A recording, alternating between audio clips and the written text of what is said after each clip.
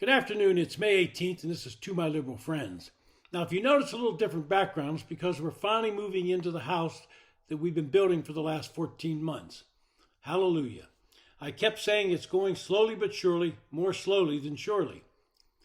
Well, why do today what you can do tomorrow? I think that's what my subs were doing.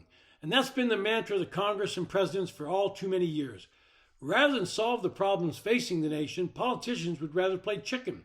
How many times have we watched Congress and the administration from both parties wait until the last minute to begin negotiating on budget issues? Each side says the other side wants to put the nation into a major crisis. Democrats, they have their pet lines that they roll out. You can list them without even looking at them. First, Republicans want to cut your Social Security and Medicare. 2, Republicans want to cut benefits for veterans. Let's scare the veterans. 3, Republicans want to make children go hungry. Basically, scare everybody. And that list could keep going, but I think you get the point. Now, Republicans got their list of things they say as well. First, Democrats want to keep taxing and spending. 2, Democrats want to keep the border wide open. And 3, Democrats want government to dictate everything you do.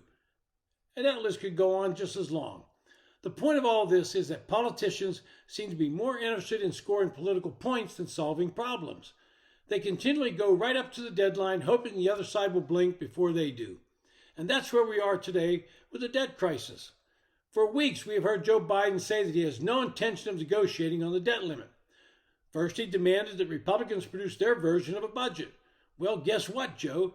The Speaker of the House, Kevin McCarthy, marshaled up the votes and passed a bill outlining what Republicans will accept to extend the debt limit. That sent Democrats in the Senate into a tizzy. And as they continue to demand no negotiation, just raise the debt limit so we can continue doing what we want to do.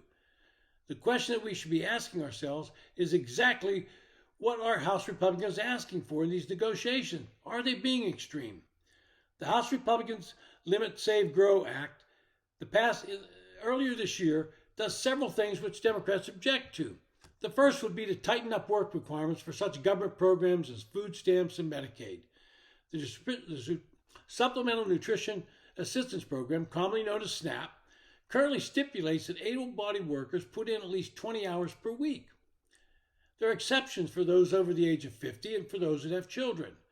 Under the Republican plan, those who don't comply can only receive benefits for 3 months out of every 36, and they would up that age to 55.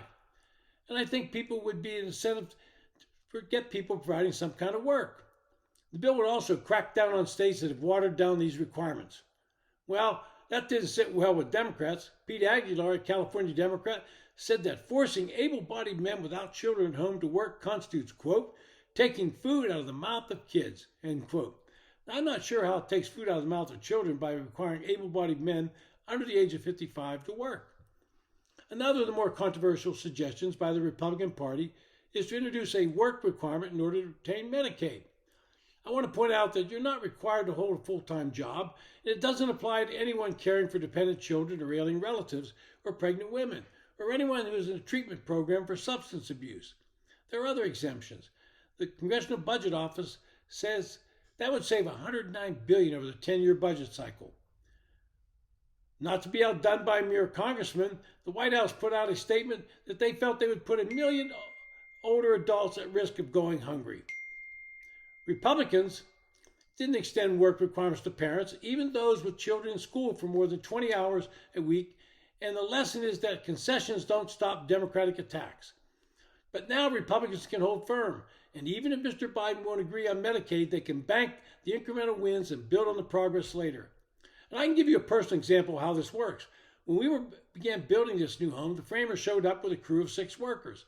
After the first week, 3 of the workers quit because they had just gotten a COVID check and they didn't like working in the heat. Now, I happen to believe this is an issue that Republicans can win when put before the public. Anybody working in the economy will end up objecting to those that are getting benefits without doing so. If Democrats would stop the hysterical rhetoric and focus on the problems, right, we might actually get something done. But I'm not going to hold my breath.